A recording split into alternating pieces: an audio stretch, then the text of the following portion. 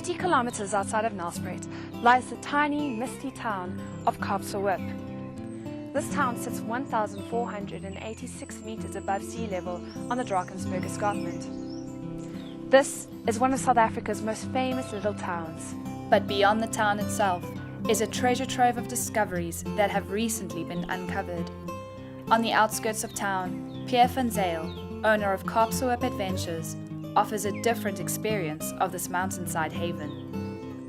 Kaapsehoop itself, I think, started off with the gold diggings as well, way back in the 1800s. It was called Devil's Kantoor for some reason. I think because there were so many murders and so many things happening, it was called Devil's Kantoor. And then some more other government officials stood at the edge there where we were today on the escarpment, looking down over the Kaapsehoop Valley. And he actually renamed the whole thing Kaapsehoop because it looks like Cape Town, and he was actually missing Cape Town sort of thing. And then it was Kaapsehoop. I think Kaapsehoop itself is giving something which not any other little town in South Africa is offering, in the sense that it's small.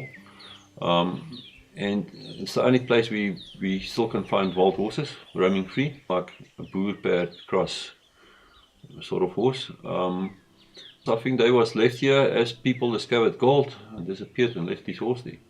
So it's not really wild horses, it's actually called ferals by the English. And yeah, a lot of people believe the police left their horses here, and during the Boer War, a lot of horses ran away and became actually wild. So, yeah.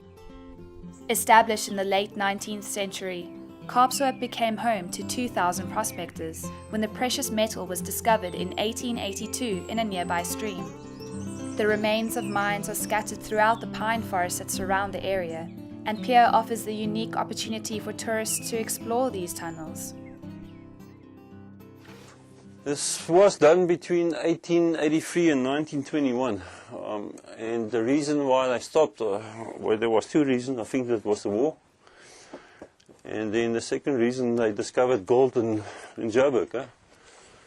So yeah, that's how I discovered the whole thing.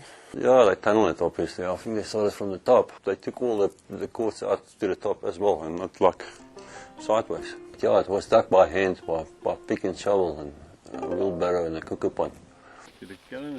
In addition to mine exploring, Pierre offers tourists the opportunity of seeing what is believed to be one of the oldest man-made structures in human history. There was an airplane crash there, on its edge there, and during the rescue attempt. They actually saw it from the top there, and they saw this circle, and they obviously started investigating the whole thing. You will see these two rocks with gaps, and these two rocks with gaps as well. And it all depends where you stand.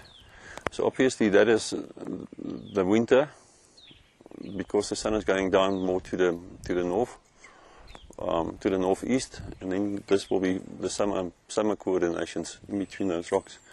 All these rocks was carved by men, and it was carried here. And the rocks we find here is totally different from the rocks we get in the area. So, and they were clever. If it was 275,000 years ago, we think we're clever today.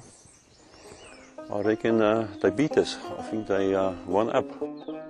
After a long day touring the outskirts of Kaapsehoop, what better way to relax than to do so at the unique campsite that is run by Pierre?